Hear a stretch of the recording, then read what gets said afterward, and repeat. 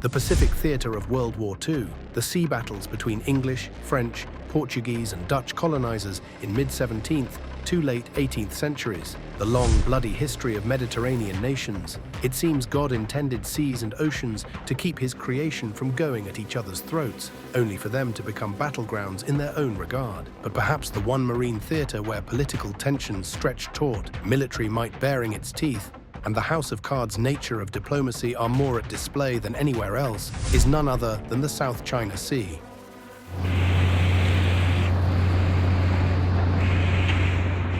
Unfortunately, this massive nuclear pressure cooker is still building steam as we speak. Fortunately, that means it's not too late to tackle this, starting from the very fundamentals. What is the dispute in the South China Sea?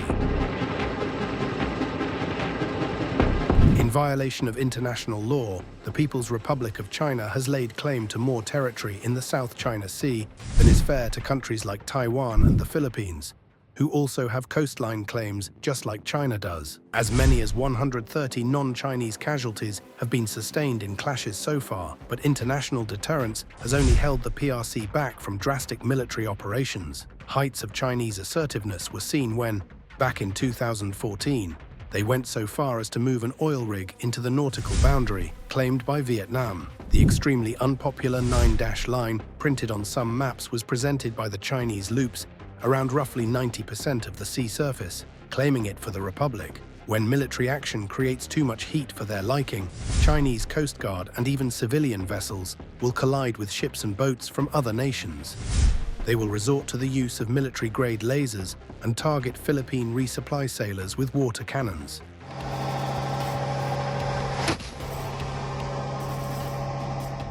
If all the lackluster maritime adventurism isn't enough, the Chinese mainland is being artificially expanded, spilling over the ocean shelf. Islands have been propped up by piling sand onto reefs, earning China a flimsy justification to patrol farther and farther from their historical coastline.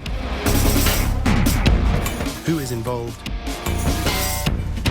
China obviously makes top of the list for their maritime cowboying that's lasted more than 50 years at this point. Countries who have voiced concerns over unfair Chinese claims are Brunei, Vietnam, Taiwan, the Philippines, and Malaysia. The 9-dash line, indicative of ambitious Chinese claims, spills into the Economic Exclusion Zone, or EEZ, of the Natuna Islands, which are Indonesian sovereign property. By way of agreements with the Philippines, the United States has also had to bolster military presence in the sea and air alike. Personnel from the two countries conduct joint military exercises, supply weapons and equipment to keep naval and coastal security, and US military personnel have access to some bases of the Philippines.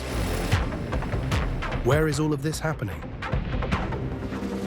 Well, to begin with, if the Chinese claims aren't to be respected all that much, they should probably stop calling it the South China Sea everywhere from the 9 o'clock news to TikTok. It's called the East Sea in Vietnam, since Vietnamese land makes up most of the western coastline. The Filipino call it the West Philippine Sea because their nation's islands form the eastern boundary. China and Indonesia bound the sea from the north and the south, respectively.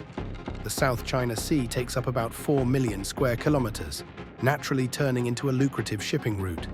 Japan and South Korea have been involved in military agreements and weapons trade with claimant nations. Note that these two are US allies, and it certainly doesn't help that the South China Sea is a trade artery important to both. When did it start? With so many bordering nations, any body of water has to have a history riddled with conflict. However, the escalation seen since 1947, when the Chinese nationalist forces mapped out an 11-dash line, similar to its modern counterpart, to lay claim to the lion's share of the sea. When Mao Zedong's communists triumphed over nationalist forces, they modified the plans to have a 9-dash line instead of the 11-1. After a good 27 years of not having their claims taken seriously, Chinese soldiers assaulted the Paracel Islands, seizing them in the name of the state. By 1994, Johnson Reef and Mischief Reef had been swallowed by the naval expanse, and Chinese patrols extended dangerously close to Vietnamese and Philippine coastlines, as well as the Spratly Islands. The Philippines would be forced to sue China in the International Criminal Court in 2013, resulting in a lawsuit that lasted 3 years. China never stopped baring its teeth while the trial was ongoing, even relocating a drilling rig into the Vietnamese EEZ in 2014. The court ruled against Chinese expansion beyond their EEZ. Naturally, the Chinese rejected this ruling and continued. A 10-dash line would be introduced in August 2023. Much to the world's disdain, the US has responded with pledges to defend their allies' territory, mainly by way of agreements with the Philippines. American intervention has turned the conflict into a clash of the two superpowers, each looking to maintain its territory and respect in the historic Pacific theater. Why does it matter? Trade through the South China Sea is estimated to lie somewhere between $3.4 to $5 trillion annually. Some 190 trillion cubic feet of natural gas and 11 billion barrels of crude oil reportedly lie untapped below the sea floor. About 12% of the global catch is constituted by fisheries of the South China Sea, making it a treasured resource for the developing island nations where fishing is a major actor in the economy. All in all, one cannot overstate the economic and strategic prize nature has made the South China Sea into. How does this end? Because the resolution is spearheaded by the US, the South China Sea dispute has all the makings of a war theater rather than the encroachment crisis it truly is. Depolarization is key if we're ever to pull the region out of this political mess. Regulatory frameworks like the AUKUS and Quadrilateral Security Dialogue do little to rally world support for a peaceful solution.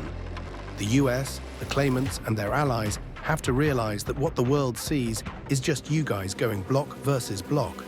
The issue needs to widen up on both ends and encourage intervention from nations who aren't famous for being almost radically allied with one side or the other. Outro alongside crises in the Middle East and the Russo-Ukrainian front, the South China Sea is speculated to be a potential war theater, which, if lit up, is going to change all our lives for the worse. We have to believe that the people want peace. What they're lacking is a banner they can truly trust, and urge their respective governments to stand together under it. One that does not represent an empire or ulterior motive. One that reminds us that it takes the world to save the world.